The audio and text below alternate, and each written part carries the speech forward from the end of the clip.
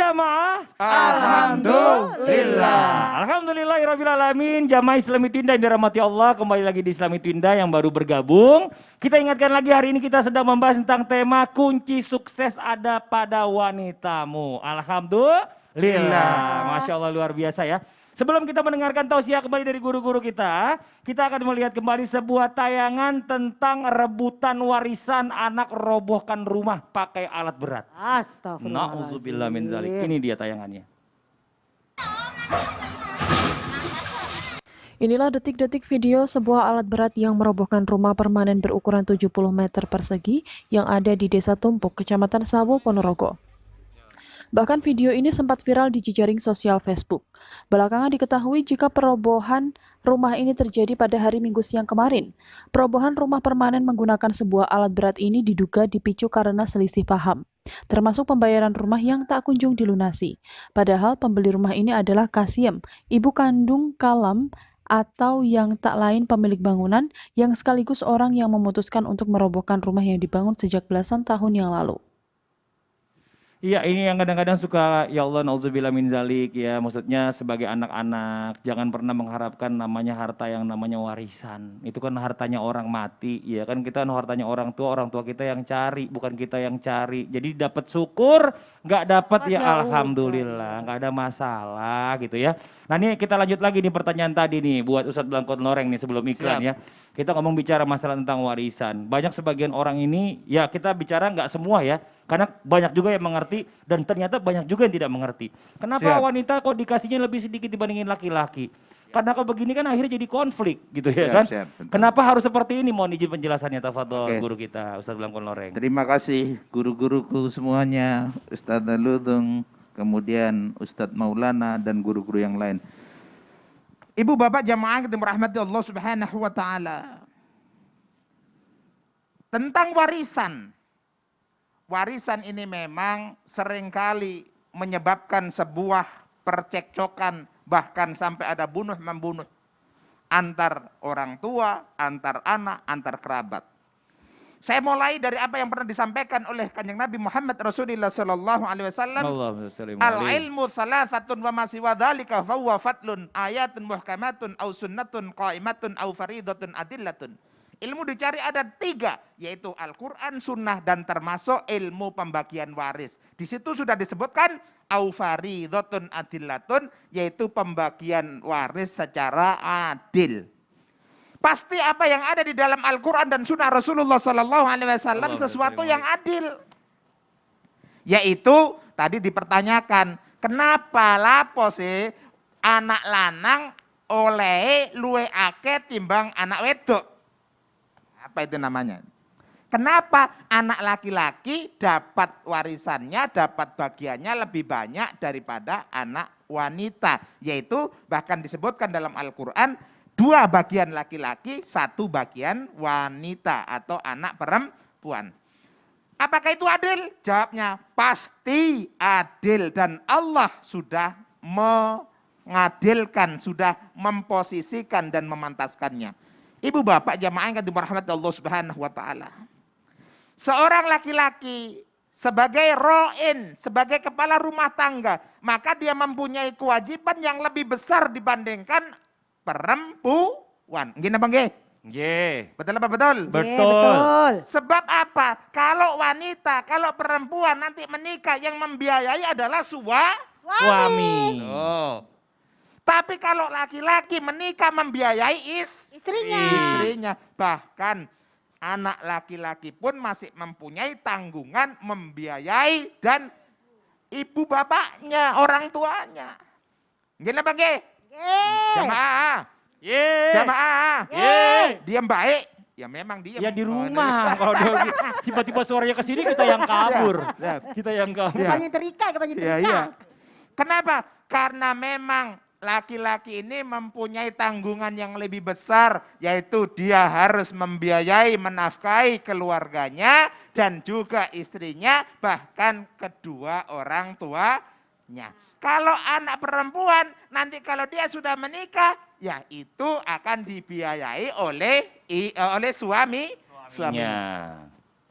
Tapi bagaimana Ustadz? Kalau seumpamanya di dalam urusan keadilan ini, saudara laki-lakinya itu memberikan bagiannya kepada saudara perempuannya. Ya. Nggih, monggo kemawon, angsal mawon boleh saja. Yang penting sudah ada Kesepakatan. Akan tetapi jamaah yang dirahmati Allah Subhanahu wa taala, aturan di dalam Al-Qur'an dan di dalam sunnah Rasulullah sallallahu alaihi wasallam, memang seorang laki-laki, anak laki-laki itu mempunyai bagian lebih banyak, yaitu 2 bagian dibandingkan untuk Perempuan. wanita atau Iya.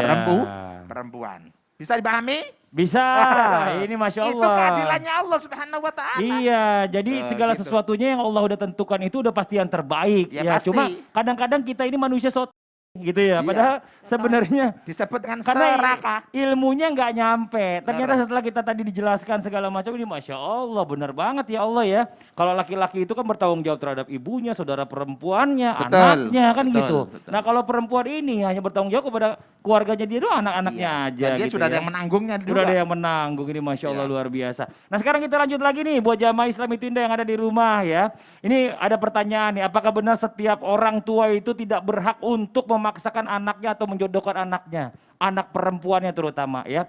Kalau bisa biarkan mereka memilih sendiri walaupun itu janda gitu ya kan. Jadi orang tua ini nggak boleh terlalu memaksakan, lu nikah sama si ini aja, ya kamu sama si ini aja. Udah ini orangnya baik, aku nggak mau. Nikah nggak? Nikah nggak? Ini orang tua yang ngomong nikah nggak nih gitu. Aduh, Ini aduh, gimana mau dicip?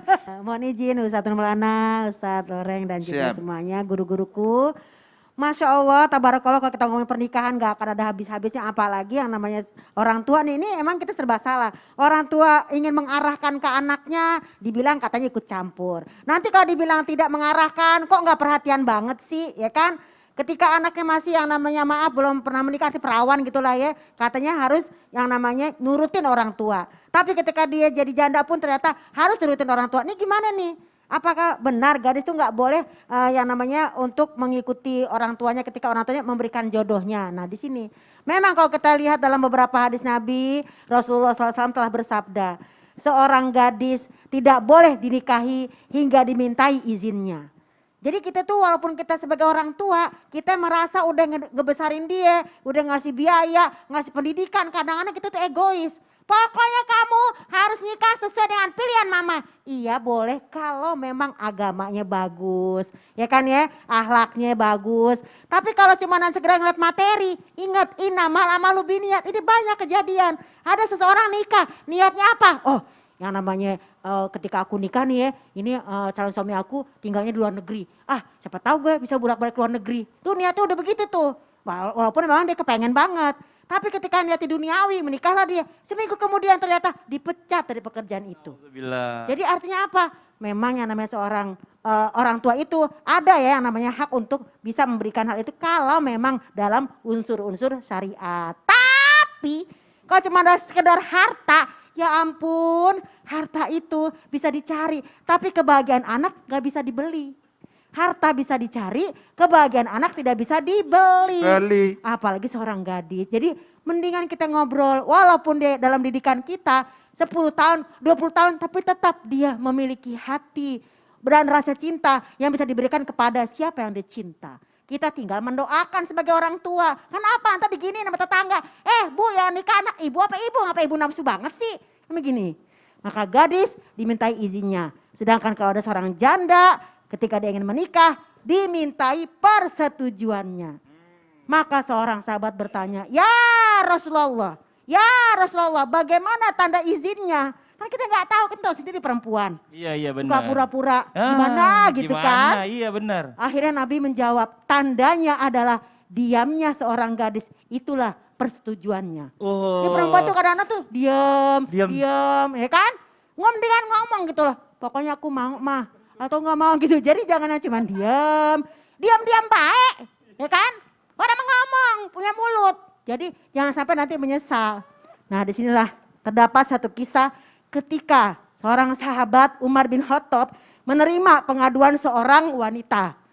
Ya wahai khalifah katanya, saya ini mau dijodohkan oleh bapak saya nggak mau, gimana ya Rasulullah? Apakah saya durhaka gitu kan?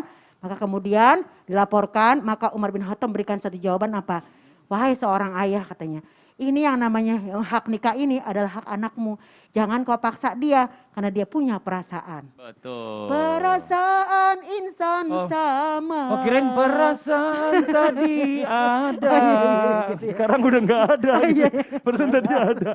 Ya, jadi pemirsa, mudah-mudahan kita sebagai orang tua bisa saling komunikasi. Masya Allah. Karena juga kita pikirkan kebahagiaan anak. Iya, jadi bahagianya dia kan bahagianya kita anak juga harus ngomong. Kalau seandainya nggak mau juga jangan diem Jangan aja. diam-diam, baik. Ngopi ngapa ngopi. Ngomong-ngomong anak Apa? yang paling gede umur berapa sekarang? Umur 23 doain ya. 23. Heeh. Itu udah yang nyalonin orang tuanya apa nyari sendiri tuh? Ya dia cari sendiri. Oh enggak, orang tuanya enggak maksa Nanti ya. kita lihat. Apalagi orang tuanya katanya pemaksa. Yang penting Takut- pate kan. Oh iya.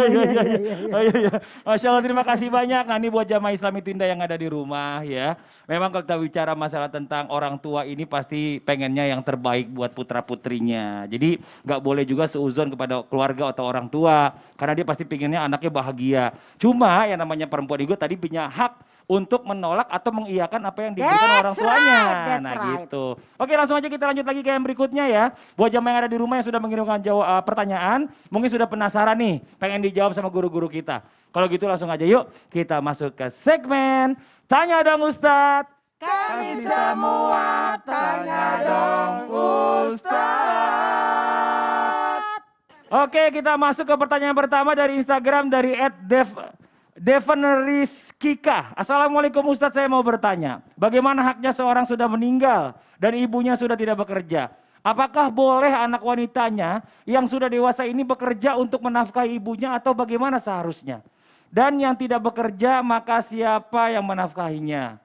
Jika tidak bekerja siapa yang menafkahinya? Terima kasih banyak Ustadz. Ustadz Maulana mau dijawab nih. Bicara masalah anak. Bismillahirrahmanirrahim. Tentang tanggung jawab seorang anak kepada orang tua itu adalah bakti. Tanggung jawab dari seorang anak kepada orang tua adalah membantu orang tua. Dan dalam hal ini mohon izin, ini sosok wanita yang luar biasa yang memikirkan orang tuanya. Maka kalau ditanya siapa yang berkewajiban? Suami dari anaknya. Karena suami dari anaknya adalah mantu. Dan mantu itu adalah bagian daripada anak. Dan kalau orang tuanya mampu, dia bisa bantu anaknya. Dan ternyata orang tuanya tidak mampu, apalagi sudah janda, tidak ada pekerjaan. Maka yang bertugas adalah anak-anaknya. Dan ternyata anak-anaknya anak perempuan.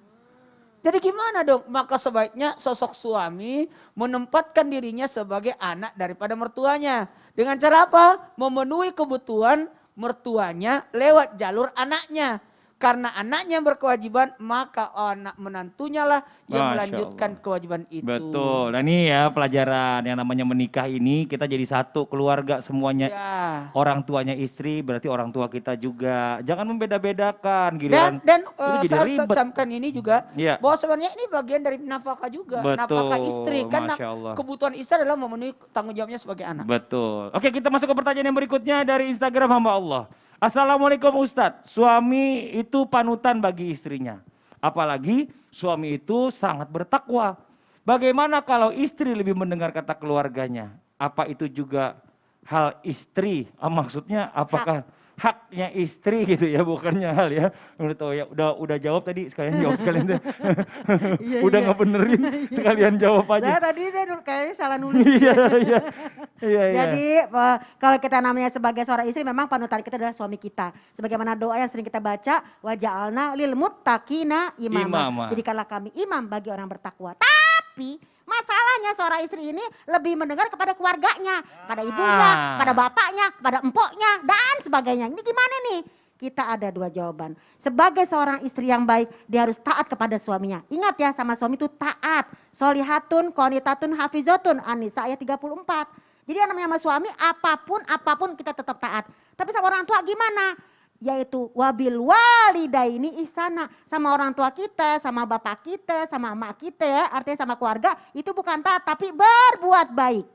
Berbuat baik janganlah ditunda-tunda. Berbuat baik janganlah ditunda-tunda. Kita tetap berbuat baik sama orang tua. Jadi jangan dipisah-pisah. Pokoknya mau taat sama ibu, sama bapak, udah sama mas gak usah. Jangan. Sama suami tetap taat, sama orang tua berbuat baik. Insya Masya Allah Allah. berkah rumah tangganya. Amin. Jangan dipilih-pilih kan kayak kita nikah bareng-bareng. Bener banget. Keluarga dia keluarga kita keluarga dia. Bener banget. Begitu. Jadi kadang-kadang suka ngebeda-bedain begitu akhirnya bikin Beda-bedain. jadi masalah sendiri. Tapi Tapi ya tapi benar, saya selalu teringat oleh kata-kata guru saya Ustadz Maulana, perempuan tuh nggak ada yang salah.